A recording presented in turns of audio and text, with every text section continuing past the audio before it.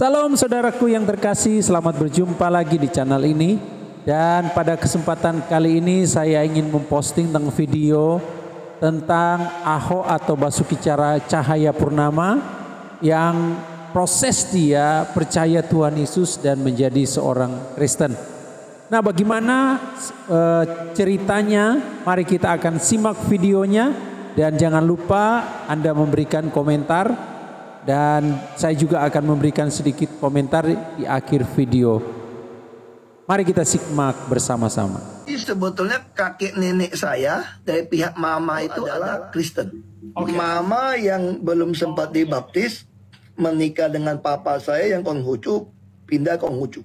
Nenek saya dari papa itu kurang seneng kalau ke gereja.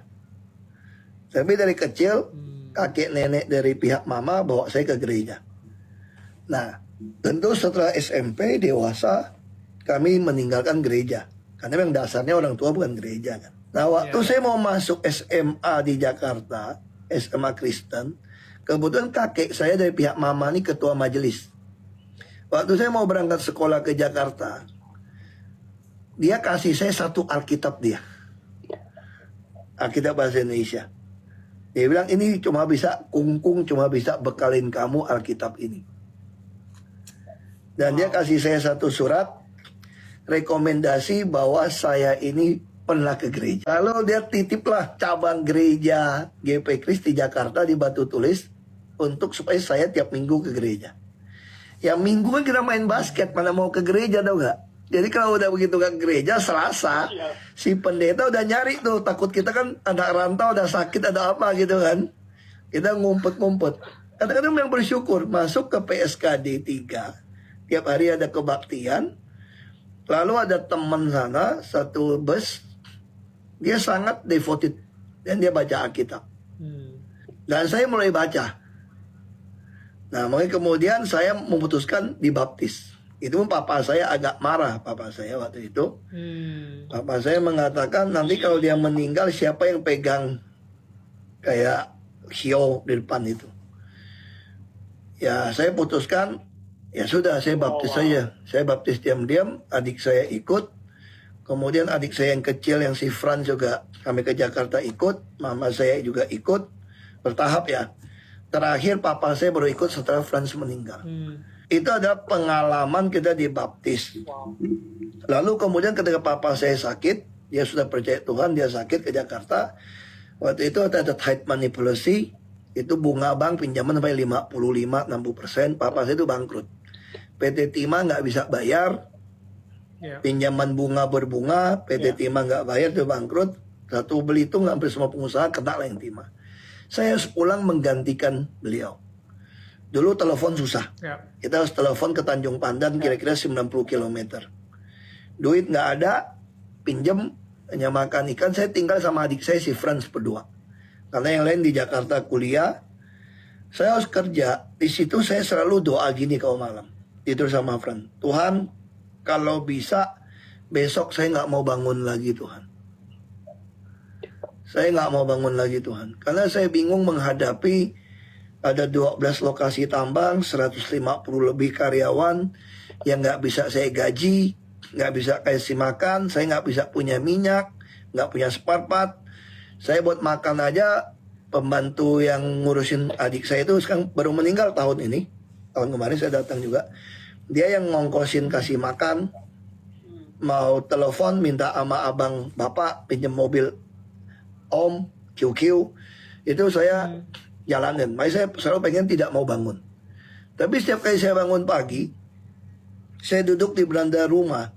Itu dulu tuh ada rumput Manila ya. Jadi itu ada embun gitu bagus.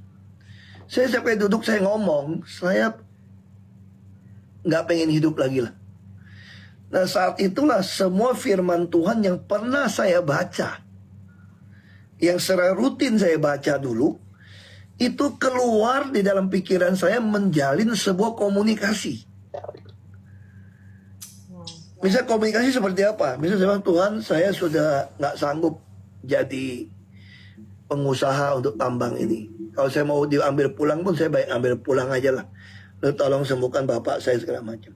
Itu tiba-tiba saya bisa ingat firman Tuhan saya baca. Saya pun nggak ingat di potongan mana, bisa di Mazmur. Bahwa terus saya selalu ada komunikasi bicara gitu ya, bukan dengar suara. Kalau suara saya pasti kabur. Ini nggak ada suara, tapi dalam hati saya keluar.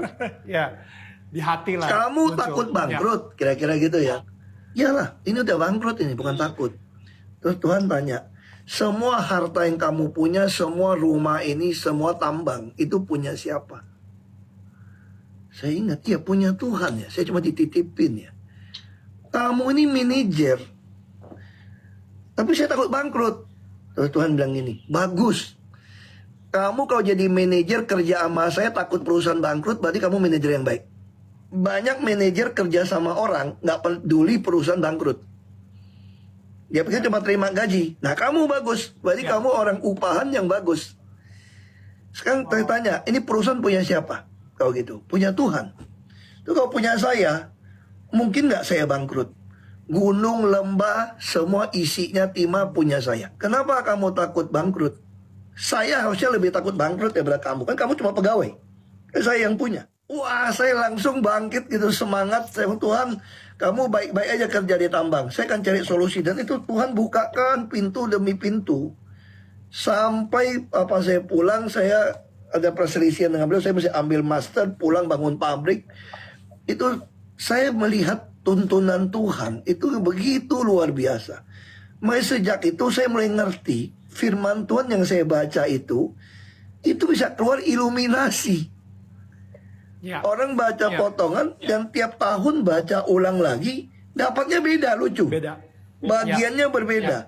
Makanya sejak itu saya kemanapun, saya lebih penting bawa Alkitab saya. Dan saya juga orang kampung belajar bahasa Inggris kan agak kacau kan.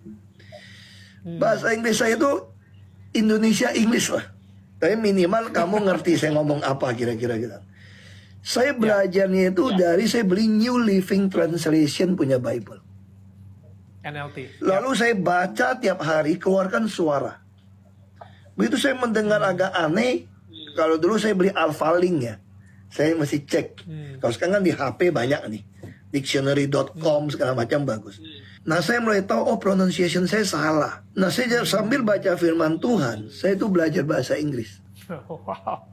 Menurut saya buku bahasa Inggris yang terbaik di dunia itu adalah Alkitab. Ya.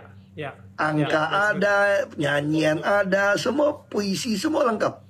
Puji Tuhan, luar biasa videonya, di mana video ini sangat memberkati. Saya sendiri diberkati dengan video ini.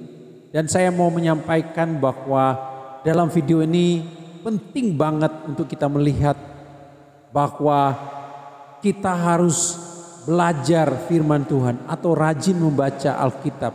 Karena firman Tuhan kita tahu, percaya bahwa firman Tuhan itu adalah solusi bagi kehidupan kita. Kita hidup bukan dari roti saja, tapi kita hidup dari setiap firman yang keluar dari mulut Allah.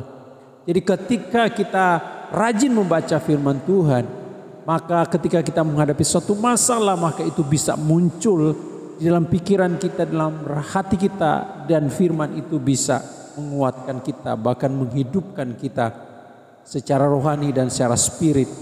Nah, itu sebabnya mari Bapak Ibu Saudara sekalian, ya dari kisah video ini kita mau terus untuk membaca firman Tuhan, karena firman Tuhan ini sangat penting buat kita.